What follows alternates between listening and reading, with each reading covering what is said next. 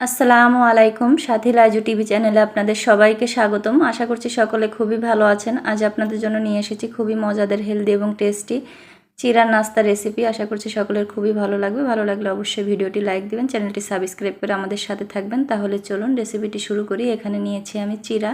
এখানে আমি লাল চিরা নিয়েছি, আপনারা চাইলে সাদা যে কোনো চিরাই নিতে পারেন। চিরাটা আমি মচমচে চিরা নিয়েছি। আপনাদের চিরা যদি নরম হয়ে যায় সেই ক্ষেত্রে আপনারা একটু তাওয়ায় টেলে নেবেন।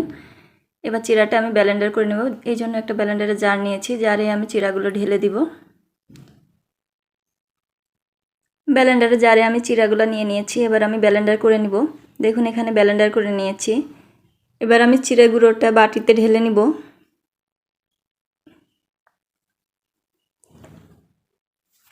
এবার দিয়ে দিব টেস্ট অনুযায়ী লবণ, দিয়ে দিব 1 টেবিল চামচ ঘি।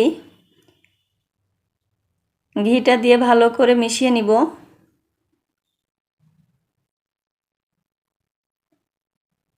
এবার দিয়ে দেব গরম পানি।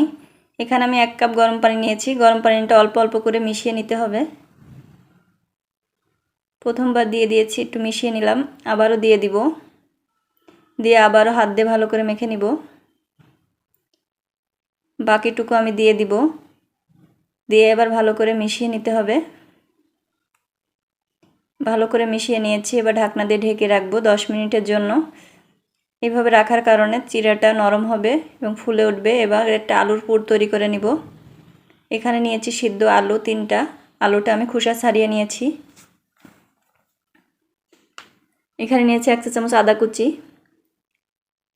নিয়েছি 1 চা চামচ রসুন কুচি, নিয়েছি হাফ কাপ পেঁয়াজ কুচি, নিয়েছি 4টা কাঁচামরিচ কুচি। এখানে আমি গুঁড়ো মশলা নিয়েছি হাফ চা চামচ হলুদ গুঁড়া, নিয়েছি হাফ চা চামচ ধনিয়া গুঁড়া, হাফ চা চামচ লাল মরিচের গুঁড়া, হাফ চা চামচ জিরে গুঁড়া, হাফ চা চামচ লবণ, আর নিয়েছি 1 টেবিল চামচ লেবুর রস।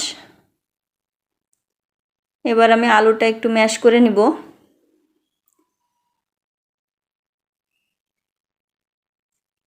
টুকরো করে নিব আর কি, বেশি ম্যাশ করা যাবে না, দানা দানা থাকবে, সেরকম ভাবে ভেঙে নিব আলুগুলা। দেখুন আলুগুলো আমি ভেঙে নিয়েছি। ঠিক এইভাবে ভেঙে নিতে হবে আলুগুলো।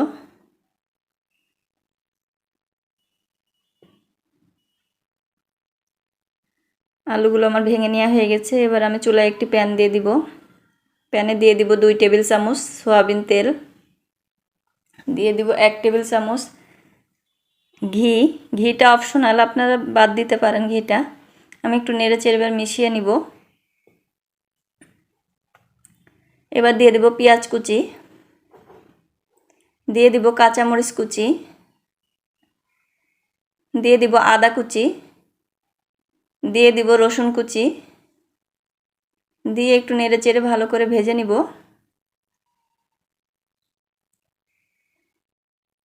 ভালো করে ভেজে নিয়েছি। এবার আমি গুঁড়ো মশলাগুলো দিয়ে দিব। গুঁড়ো মশলাগুলো দিয়ে এবারও নেড়ে চেড়ে ভালো করে মিশিয়ে নিব। এবার আমি দিয়ে দিব সিদ্ধ করা আলুগুলা দিয়ে ভালো করে নেড়ে চেড়ে ভালো করে মিশিয়ে নিতে হবে। ভালো করে নেড়ে চেড়ে ভালো করে কষিয়ে নিতে হবে।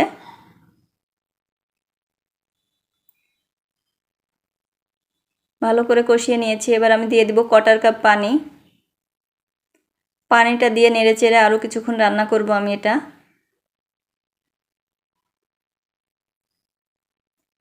এবার দিয়ে দিব 1 টেবিল চামচ লেবুর রস। লেবুর রসটা দিয়ে ভালো করে নেড়ে চেড়ে মিশিয়ে নিতে হবে। ভালো করে নেড়ে চেড়ে মিশিয়ে নিয়ে আমার রান্নাটা হয়ে গেল। এবার আমি এটা নামিয়ে নিব। দেখুন এখানে আমি নামিয়ে নিয়েছি। এবার 10 মিনিট পর আমি ফিরে আসলাম। এবার চিড়েটাও দেখুন ফুলে উঠেছে এবং নরম হয়েছে। এবার দিয়ে দিব হাফ কাপ ময়দা। ময়দাটা দেওয়ার জন্য ডোটা আঠালো হবে, চিরাতে আঠা থাকে না, এই জন্য ময়দা ব্যবহার করতে হবে। আর দিয়ে দিব হাফ কাপ গরম পানি, দিয়ে হাত দিয়ে ভালো করে মেখে নিতে হবে। ময়দাটা দেওয়ার কারণে আঠালো ভাবটা থাকবে, আর চিরাটাতে আঠালো থাকে না, আঠা থাকে না, এই জন্য ময়দা ব্যবহার করতে হবে। এবার হাত দিয়ে ভালো করে ডোটা আমি মেখে নিব। দেখুন এখানে ডোটা মেখে নিয়েছি, এবার একটু ঢাকনা দিয়ে ঢেকে রাখবো এক সাইডে।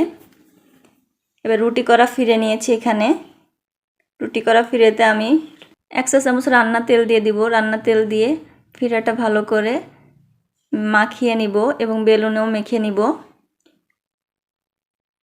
এবার চিড়ের ডো থেকে একটি লেচি কেটে নিব। একটা লেচি নিয়ে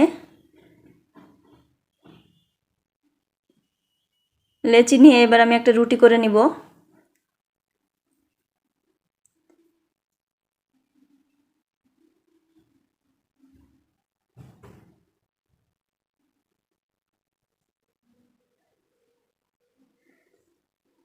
দেখুন আমি রুটিটা করে নিয়েছি।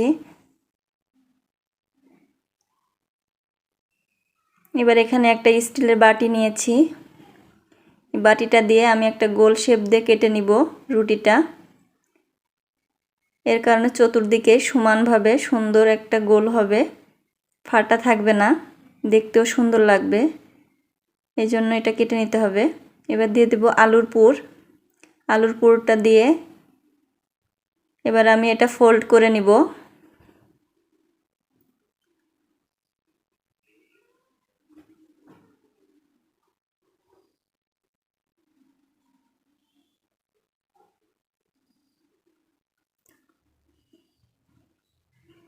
দেখুন আমি এই যে ফোল্ড করে নিয়েছি। এইভাবে আমি সবগুলা বানিয়ে নিব। একই রকম করে আমাদের সবগুলো বানিয়ে নিতে হবে। সবগুলো এই যে বানিয়ে নিয়েছি। এবার আমি ভাজার জন্য চুলায় একটি প্যানে তেল বসিয়ে দিয়েছি। তেলটা আমার গরম হয়ে এসেছে। এবার আমি এক এক করে নাস্তাগুলো দিয়ে দিব।